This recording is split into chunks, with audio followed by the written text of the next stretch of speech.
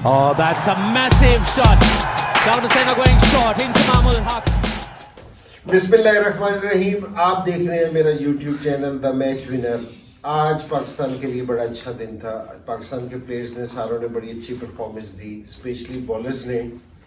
ये शाहीन और अब्बास ने जिस तरह थ्रू आउट बॉलिंग की, बड़ी ज़बरदस्त बॉलिंग थी। क्योंकि जी किसी भी टाइम श्रीलंका को फ्रीली नहीं खेलने दिया कि जी अपने प्रेशर में रखा। बड़ी अच्छी चीज़ है कि मुझे पाकिस्तान की जिनसी बॉलिंग है दोबारा फॉर्म में नज़र आई, ठीक है जी, अटैक करती हुई नज़र आई। तो ये हमारे लिए बड़ा ज़बरदस्त चीज़ है और मुझे भी देख के आज बहुत मज़ा आया। शाहीन को मुबारक भी हो क्योंकि उसने 5 आउट किए हैं और अब्बास ने जिस तरह की बॉलिंग की है वापसी रिदम में आया, बड़ी अच्छी चीज़ है।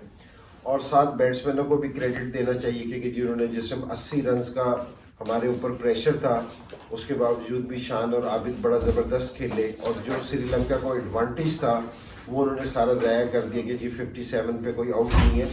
इस टाइम मेरे ख्याल में पाकिस्तान की टीम पोजीशन है ना अब ज़्यादा मजबूत है श्रीलंका से।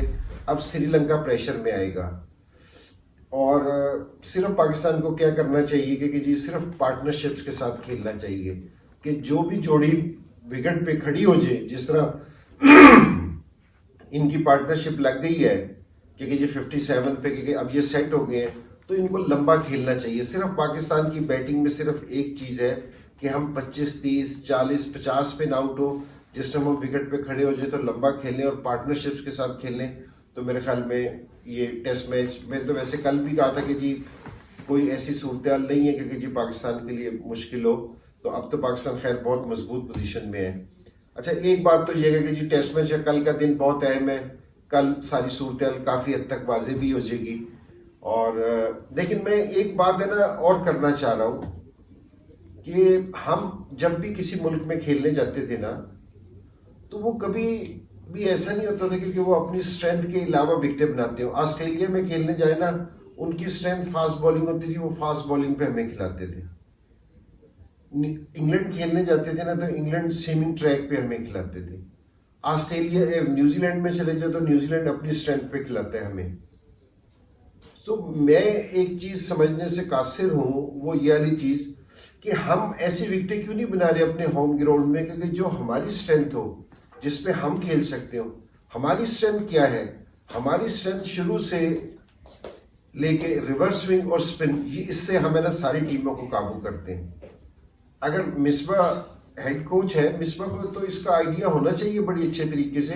मिसबा जिस टाइम कप्तान था कि जी हमने साउथ अफ्रीका को भी हराया, दूसरी टीमों को भी, इंग्लैंड को भी हराया।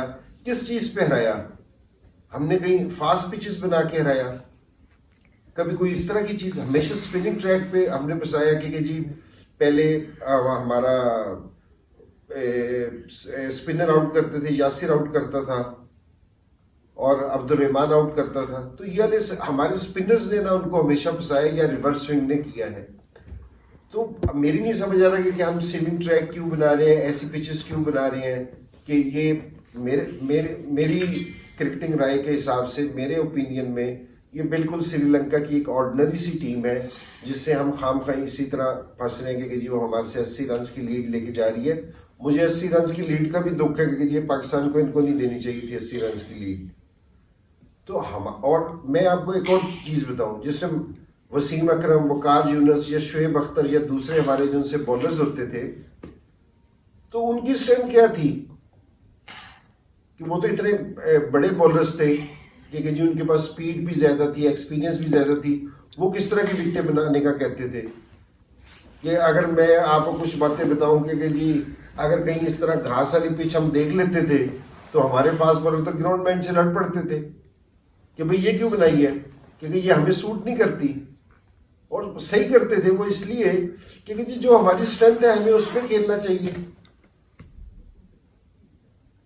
तो अब ये थोड़ा सा हमें सोचना चाहिए। हमारा थोड़ा सा हम पता नहीं एहसास कमतरी में है कि जी हम फास्ट बॉलिंग को नहीं खेल सकते या किसी को नहीं खेल सकते। कोई ऐसी बात नहीं है। इंडिया की टीम कितनी मजबूत टीम है कि हर फॉर्मेट में ऑलमोस्ट इतनी बेहतर परफॉर्मेंस दे रही है। आपने कभी देखा कि ये इंडिया ने किसी के खिलाफ खेलते हुए कि जी हम स्विमिंग ट्रैक बना लें, हम इस तरह की पिचेस बना लें? कभी किए किसी ने? कभी नहीं किया ये। हम शोर मचाते हैं कि जी कोई बाउंसिंग पिच बनाओ और ये वाली सारी चीजें बनाओ, ये इंटरनेशनल में एक्सपीरियंस करने का नहीं है, ये हमारा फर्स्ट क्लास का है।